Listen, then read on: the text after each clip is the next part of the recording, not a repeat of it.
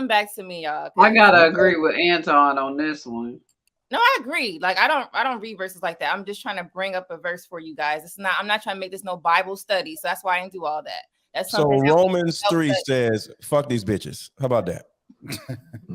How about that? I think it's like I get what they're saying, like Precious and Lady Di. Like it's not like an actual wish, like you're having a chant, but it's just like when you have a human experience and you upset, you're gonna say stuff in response to that. Like I'm not saying it's right. I'm not saying you and your nam your holder and get killed. You're not really meditating on the situation, but you just like, it's a natural, especially if you feel hurt by it.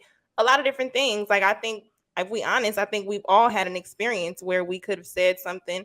Well, I wish it's something, whatever the case may be, when you are in your bag or whatever the case. So I'm just speaking from a real standpoint, not Christian or non-Christian, just as a human being. When you pissed off or you sever a relationship or a person, whatever, you fall back, a lot of different things. So yeah, I was just speaking on that. Yeah, all of that passive, I don't really care if they win. That's what caused the Holocaust. That's why y'all was enslaved for as long as y'all was. Like it's too many people that's doing egregious shit out here that we just letting rock because we loving them through it. No, I'm gonna need you to die immediately.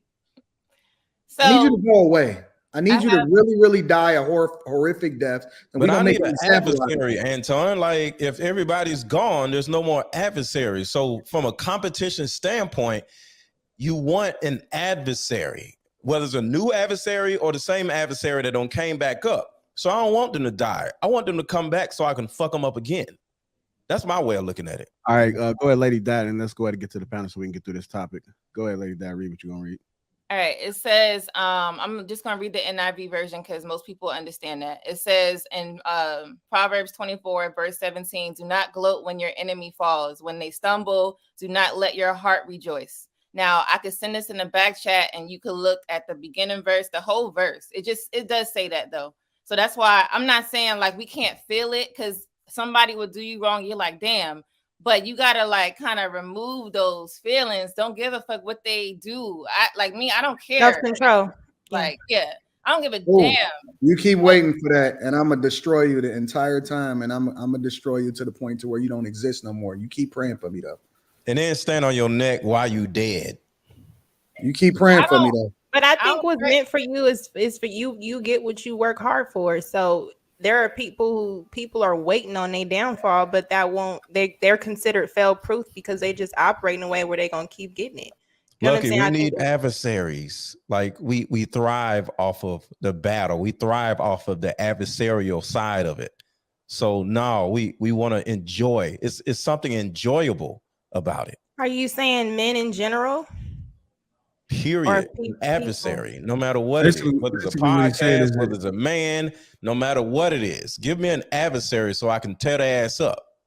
Well, basically what happens is when you run out of adversaries, when you run out of enemies, when you run out of competitors, you tend to create competitors amongst the people that's left. I don't think you ever run out. Well, that solidifies that you don't run out because because I don't think you create anybody. Listen, I read Tim Grover's Winning. Tim Grover was the trainer of Michael Jordan and Kobe Bryant. You coming off the throne is inevitable because there's always going to be somebody looking to take your spot. In every single situation, there's always going to be somebody coming for you. It's going to be a young dude gunning for you. And winning, in a lot of sense, is really a curse because it's really just waiting for your downfall in reality, right? So for those that get to the top of the peak of whatever field that they in or whatever it is that they doing or content creation, sports, whatever, corporate America, whatever, it's an inevitable fall that's coming as a result of it. And so you will always have an enemy, even if you don't create one for yourself, because it's always somebody that's gunning for your spot, right? It's always going to be somebody gunning for your household. They want your car. They're going to rob you for it. They're going to kill you for it. They want your spouse. They want your money. They want your subscribers. They want everything they want from you. It is always going to be a competition. And if you keep turning your cheek the other way, they're going to run in your crib and you're not going to be armed. And instead of you blowing their fucking head off, you're going to find yourself praying for them and they're going to be fucking your wife. That's what's going to happen. I have a more simple, less violent example. When I was in college, it was a real big deal I ran track, and just practice was competitive. So it was kind of a tug of war. Like, you want your teammates to fail, but you also want them to run fast so you can win as a team.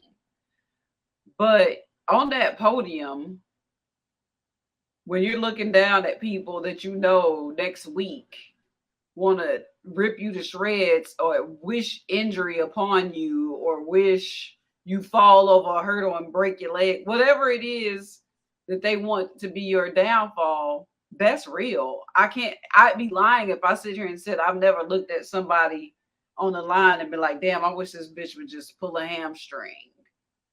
Because that would be false. That's part of the winning game. So I understand what Anton and Mr. Let Go are saying, because I've been in that situation, and it's nothing. I can say it's nothing personal when it comes to sports, but especially when it comes to real life. Like you said, if somebody was to kick my door in right now, they're getting shot.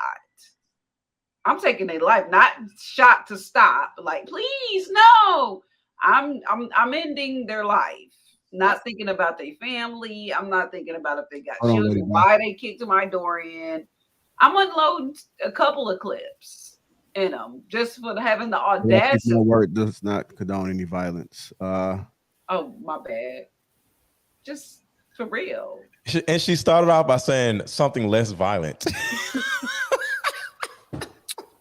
I mean, because I feel him though. Like, I feel what shout out to saying. you. I like it. I feel what he's saying. Like, it's real out here, because they don't care about you. They don't. Mm-hmm. If they had a chance, they turn you into the Energizer Bunny and hit you right in the back with something. So I'm not fixing to. And females are the worst. We gotta admit that. Females are the worst when it comes to that. I see more men being loyal to men than I do females out here. Like, I don't trust women like that. That's why I rock with my big brothers and my sisters. And when some of my sisters shady. So one country cooker, you cool. You all right. So then I can only tell the truth. That's all I said. When I get on podcasts, I'm gonna tell the truth.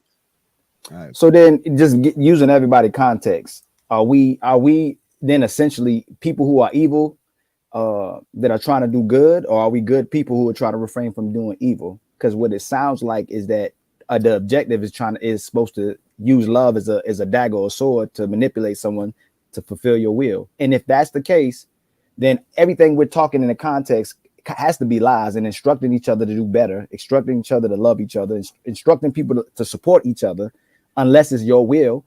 It's disingenuous for all of us to do that to each other anymore.